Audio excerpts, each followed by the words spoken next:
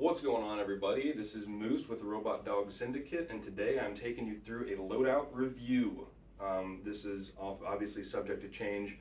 Everyone who plays Airsoft knows their loadouts are always evolving. This is what we're rocking right now and what we played with yesterday at G2 Tactical. So we will start with the plate carrier. Currently I have an Ida Gear JPC2. I run some ventilated plates that I print for me and my buddies, and I sell locally. Helps a lot with airflow on hot days and keeping you cool.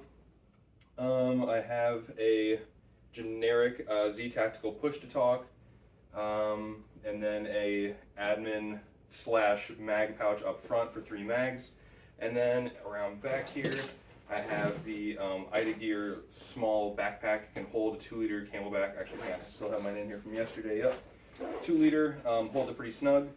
And that is pretty much it there. I also carry a CPR mask, just in case there's ever an emergency. Yeah, always better safe than sorry. That's what we got there. Oh, and I also carry my Baofeng UV5R right here on the front. That goes to the push to talk, which goes to the headset. So now with the belt. So we have my my Beretta up front here, a foam pouch moving around. This is like a cheap, like $30 tactical belt off Amazon. I wasn't sure where I wanted to go with my tan kit, so this will probably be upgraded in the near future. Around back I have a IFAK pouch, which is not a true IFAK, but it does have some medical supplies. It has tourniquet, a bunch of band-aids, gauze, antiseptic, stuff like that. Just no chest seals, anything that's for actual bullet wounds. This is mostly just if anybody were to get severely injured on the field from something else. Then we have the big dump pouch, and then 2 M4 combo pistol mag pouches. So I carry 5 mags total, apart from the one that I start with in my rifle. Knee pads. We got the 511 knee pads. These are super duper comfortable.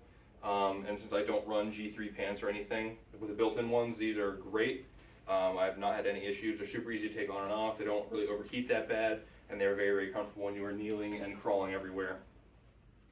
For eye protection, I have several sets that I keep just to lend to people. My primary are the Vulcan, I think these are the Tangos. They are the dual pane ones, so I've never, actually that's a lie. One time these have fogged when it was a muggy day and I was in a creek. But otherwise these have never ever fogged. They are dual pane. They come with, I think, clear yellow and black smoke lenses, and they are great. They are super comfy. I cut out the foam on the top and bottom just for increased airflow, less fogging, but they are super great. I would highly recommend these to anybody who's looking for goggles. All right, moving on to headgear. I actually have 2 helmets depending on how I'm feeling that day. So we have a cheap Mish. I think this is a 2000 helmet, and when I'm running that, I will run the 1-ear Z-Tac headpiece with it. This is great because I was trying to go for like a 2009 Modern Warfare 2 kind of build, early Iraq war. So that's great for that. But then if I'm wanting a little bit more, or especially when I'm recording, because this one holds my camera way better, I have a bump helmet with Z-Tac contacts. I think this is an Ida Gear cover, an Ida Gear battery pouch. I don't know, this is some no-name Amazon brand GoPro mount, but I also just started printing these on my printer because it's easier. And then I upgraded the padding a little bit just to make it a little more comfortable. But yeah, great little bump helmet, nothing fancy, obviously not real ballistic or anything. But when I'm playing Airsoft, I don't need it to be actually bulletproof, so very comfy, stays in place. I personally remove the chin strap because I don't like how it feels, and between the retention on the back here and these, when they're clipped onto my head, it stays on just fine. I've never had a problem with it coming off. And then I also run a battery pack from the back in case my GoPro dies mid-game. That is very helpful so you don't miss anything cool. I'm a 1-point sling guy. This is just an Amazon 1-point sling. Nothing fancy. I personally just don't like how 2 points ride on my neck because I will route that through my shoulder straps on my chest rig. So that's great there.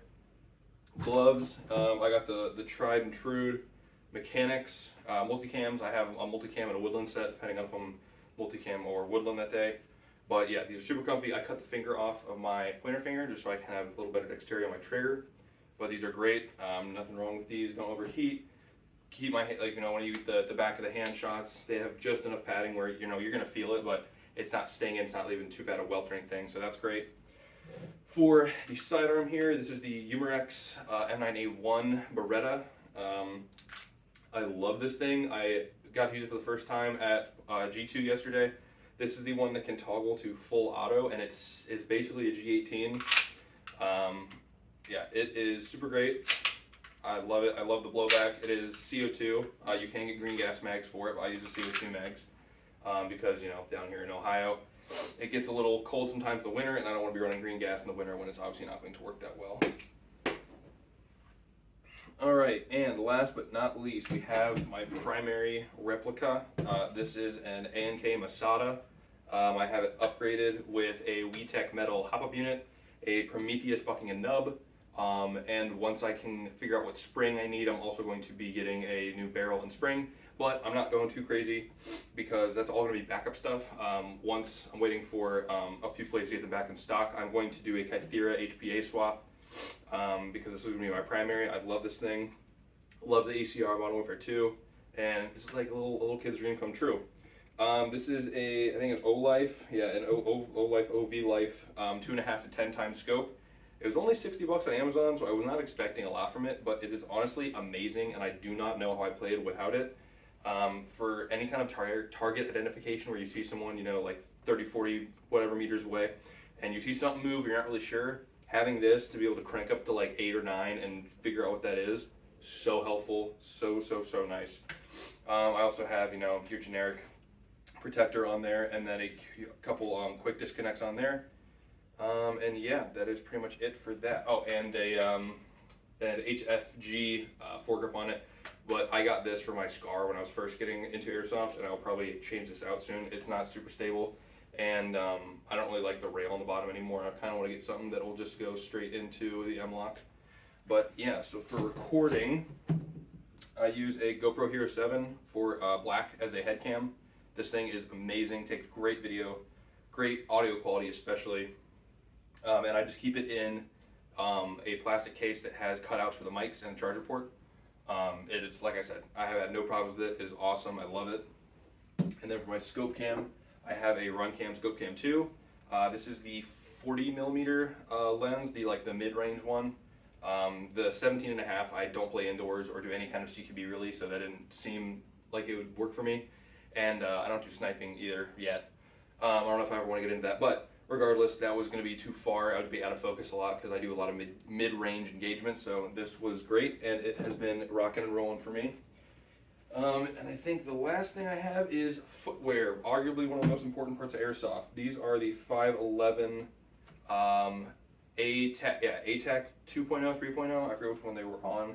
I got them on sale. They were great. These are some of the most comfortable shoes I have worn, period, across the board. I actually now have a pair of 511 like casual shoes for work because they have the inserts, the footbeds, sorry, are so comfortable. These are zipped down the sides. They're easy to get on and off. And as you can see on this one, I went ankle high, actually probably up to here, in mud yesterday. Not really how deep it was, and foot was completely dry. Went back, took these off, and just kind of stomped on the ground a little bit. Good to go, good as new. Yeah, these are absolutely fantastic. Do not cheap out on footwear for Airsoft. It is the one mistake I made the first time I went. I took motorcycle boots, and it was absolutely terrible. My feet were killing me. I couldn't walk up like any kind of steep incline, anything like that. Got these the next time. I was walking up 45-degree inclines like it was nobody's business. Feet were feeling great all day, staying dry, not overheating. Amazing. Do not cheap out on footwear. 511's great. There's a few other great brands of boots, but I personally only have experience with 511, so can't recommend these enough. I think that's pretty much it. Thank you guys for watching, and see you next time. Dog. Robot dog. Dog. Robot dog.